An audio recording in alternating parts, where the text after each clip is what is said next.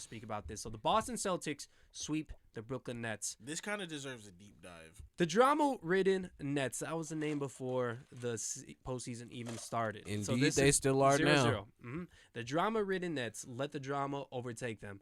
Meanwhile, the Celtics continue to play the same game that they were playing the whole season. Defense first, with a two-headed monster in Tatum and Brown, creating havoc for the other team's defense. But this segment is about the Nets. How can they get better? Goddamn Nets. How can they get better when there are so many egos to feed and not enough to get and not enough gel to get them to come together here? Yeah. So my question to you guys is, and this is pretty much get it. Way to break the ice. Yeah. First things first. I don't want to say I hate to say it, but I know where he's going. we gotta take care of Ben.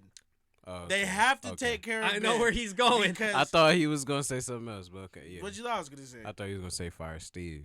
Nah, because Oh, it's yeah. not. It's not. Nah, it's not his fault. I mean, it is and it ain't, but it's not really his fault. I don't But I think think it's the his first fault. thing we got to do is But go because KD is gonna be out the door soon. We really don't know what's up with Kyrie like that. Fuck that. That's nigga, what bro. I'm saying. That's what I'm saying. Robert Williams coming back off the MCL injury, and he's playing great defense. They leveled He's up when honestly- he came back. He's honestly another way that they can score, honestly, because when Jason and Jalen are getting doubled when they're driving to the paint, they can just throw it up Offensive to Robert glass, Williams because he's in the lobs, dunker spot that already. threat, yeah. If able to switch on Kevin Durant, forcing him off of his strong hand, getting into him the whole time. Even I was saying, Chris Paul was able, as he's getting into Kevin Durant, throwing him off his rhythm. Even if he was trying to pull up on him, Kevin Durant was able to get his. But these guys are a little bit bigger than this man. Now let's talk Was about. he though? He was doing nice on him when he was on the Rockets. When No, he was no, there? no. I'm talking about Against KD. the Warriors? That's what I'm talking about. No. I'm talking about KD being able to get his.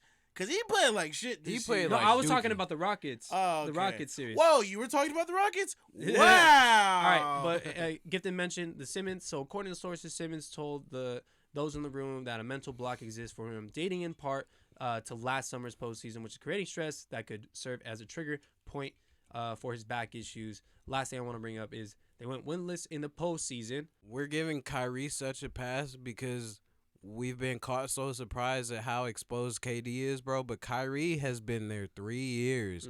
Like like KD's first year on injury, Kyrie was playing still. Yeah. And what did they do? No. Kyrie said, "Oh, I'm not gonna play in the bubble," Yeah. and they made the Right. playoffs still. And he said, "I'm not gonna play." Mm. He's not. Why? How do you trust him, bro? To add on to what Yeah. you're saying, he has a $36.5 million player option that he can. Game, Kyrie was out there looking lackadaisical. My nigga Mary J. Blige on the sideline looking at Kyrie like, "What you doing, boy?" Bro, she had the tequila. She was turned up in looking. the bag. She was looking like the auntie, disappointed. Like, "What you doing, boy?" Kyrie didn't look like he gave any kind of fuck about what she was saying either. That's what made it worse. I'm like, bro, it's one thing that you guys are looking fucked up. Kyrie looked like he generally gave no fucks. They were about to get sweat. Yeah, so That hurts. I mean, He's supposed to be a this aura he's built for himself over these years off of one shot over Steph Curry. Everyone, even me. I knew what it was. Even me. He's I'm great. guilty of giving him a lot of praise over this one shot. I can say it. I never thought But that he was like a Today, top bro, 5 player though. bro, he's running with it for sure. he took that shot and ran away with everything. Boston I kinda agree. Boston actually swept them because they said this is personal. Not because we Yeah. think highly of KD and Kyrie, but because this is a personal matchup. Fuck these niggas. Hey, real talk. I mean, you ain't lying, I brother. think you're right. There's a lot of things that you had to overcome with that, man. And overall, like, it just sucks when you feel like you're making a difference in this type of selfish ego type of manner, I feel like. And I want to bring up this that I read as well. So Nash had more than 35 different starting lineups in each of his seasons at the helm, but his rotations, decision-making, and handling of injuries could have been better, right? And then he played with Ducker, right? His ex-assistant coach exposed some of Nash's inexperience by outcoaching his former boss in the first round of the playoffs. Now, can't put it anywhere else. So you have to deal with what you have to deal with. And Blake Griffin had better chemistry and more productiveness when he was on the fucking team, when he was on the court, right? So that's what I'm just saying. Already, why does it take you to the last fucking games when you're desperate, you're reaching in the back of your bag, you figure it out now that this guy has maybe a little bit of playoff experience, maybe a lot more experience than these other cats, can dish the ball, can shoot now. Yeah, because it took to the last game. It took to game 4 for Steve Nash to start really trying. But in this series against the Celtics, I really think they don't give a fuck if he scored, bro. I'm sorry. It does, but what is working? Like he had a you can say this and that about, hey, maybe he had a bad game here, but he was playing good all these other games. But I think at the end of the day, the Celtics were like, Bruce Brown can get any points he fucking wants. Timeout. I'm not saying that that. I think the Celtics are a better organization than the Nets. The Nets wanted a puppet. They got a puppet. I agree. And I just think that if you want the situation to get better, just get a better coach. You'll be fine.